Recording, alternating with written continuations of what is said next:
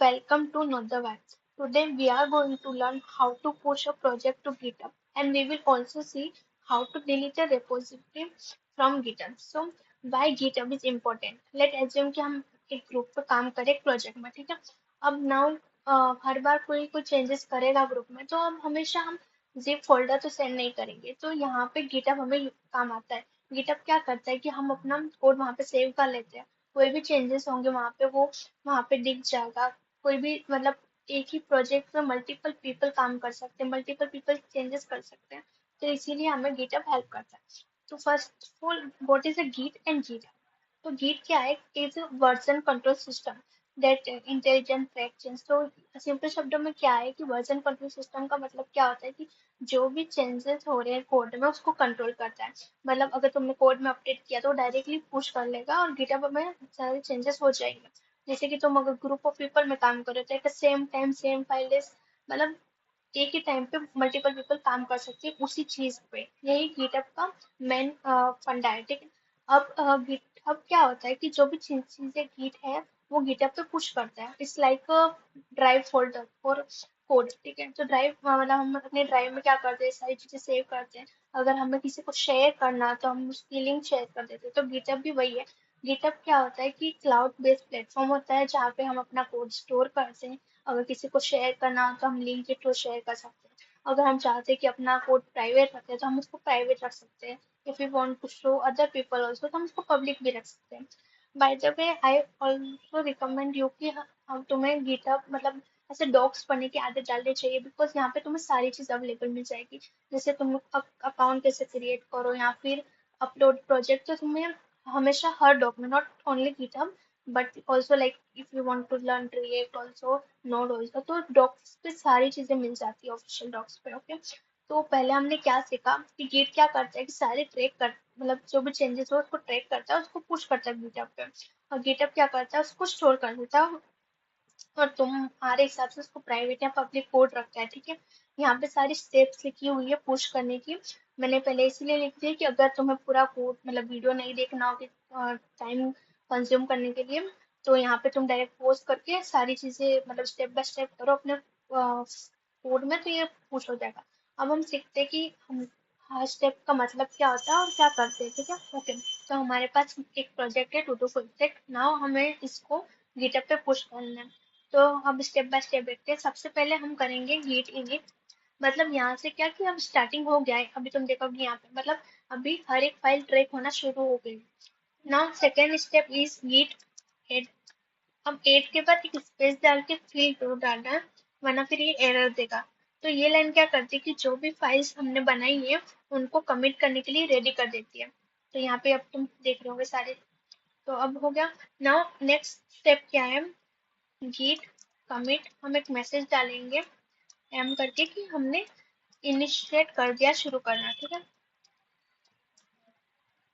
अब मैंने ये वाली कमांड डाली है, यहाँ पे तुम देख रहे हो git commit एम यहाँ।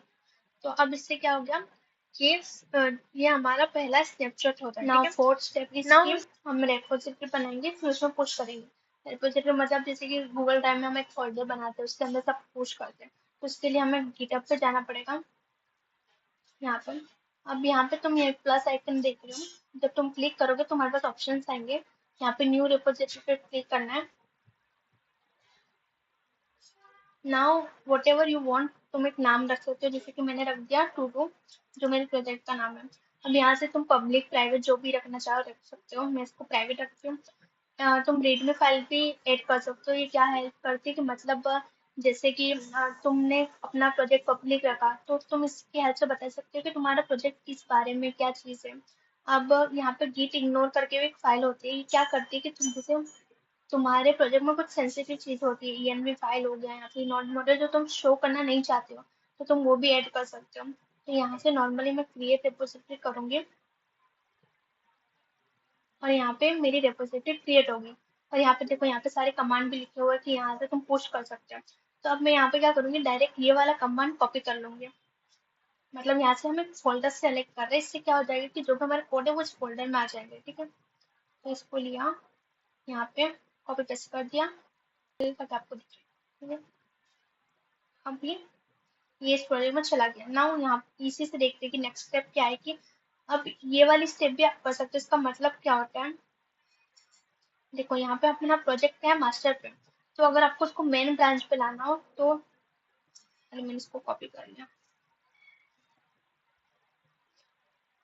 तो उसके लिए लिखो कि क्रिएट ब्रांच मेन, ये इसको कॉपी किया यहाँ पे। अब यहाँ से क्या होगा कि ये मास्टर से मेन ब्रांच पे आ गया, ठीक है। अब हमारे पास सिर्फ लास्ट एक स्टेप बाकी है, पुश करना है हमें। अब इसको पुश करने के बाद क्या है कि जो भी हमारा फोल्डर है प्रोजेक्ट का, टू डू का, वो उधर गिटहब पे शो हो जाएगा। पुश किया मैंने,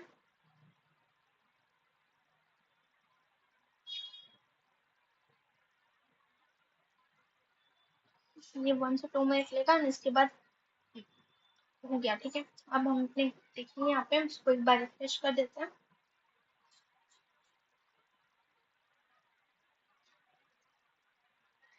अब यहाँ पे देखो, यहाँ पे अपना सारा प्रोजेक्ट आ चुका है। यहाँ पे जैसे क्लाइंट के अंदर जाऊंगी तो सारे फोल्डर्स आ चुके हैं। अगर मैं सर्वर के अंदर जाऊंगी तो सारे सर्वर के कोड आ चुके हैं। नाउ अगर तुम यहाँ पे देखोगे कि मैंने एक गिट इग्नोर फाइल भी ऐड की है, मतलब कि ये जो सारे अंदर चीजें हैं वो इसमें सेव नहीं हुआ है। जैसे मैंने यहाँ पे नॉन मॉड्यूल लिखा था, इसमें नॉन मॉड्यूल नहीं आएगा। तो यही बेसिक था कि हम इसी तरह अपने डेपोजिटरी, मतलब अपना जो प्रोजेक्ट होता है वो गिटहब पे पुश करते हैं। Now if you want to delete from this GitHub, ठीक है, तो सबसे पहले यहाँ पे सेटिंग में जाएंगे हम।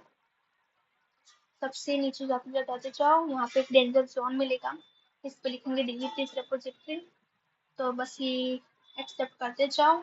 यहाँ पे सिर्फ लिखना है तुम्हें ये जो दिया हुआ है, ये यहाँ पे डालो एंड देन इसको हटा दो। यहाँ से हो गया डिलीट, ठीक है। तो यहाँ से ये पूरा हट गया।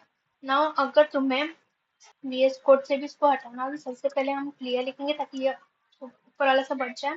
फिर यहाँ पे लिखेंगे RM remove डॉट, तो यहाँ से क्या होगा, ये मेन फोल्डर यहाँ पे भी चला गया। तो यही था सिंपल, कि हम कैसे अपना फोल्डर है वो गिट पे पुश कर सकते हैं और डिलीट कर सकते हैं। इसी वीडियो में हमने सीखा कि क्या गिट की इम्पोर्टेंस क्या है, ऑल्सो हमें डॉक्यूमेंट करना चाहिए। तो बस that's it for today video.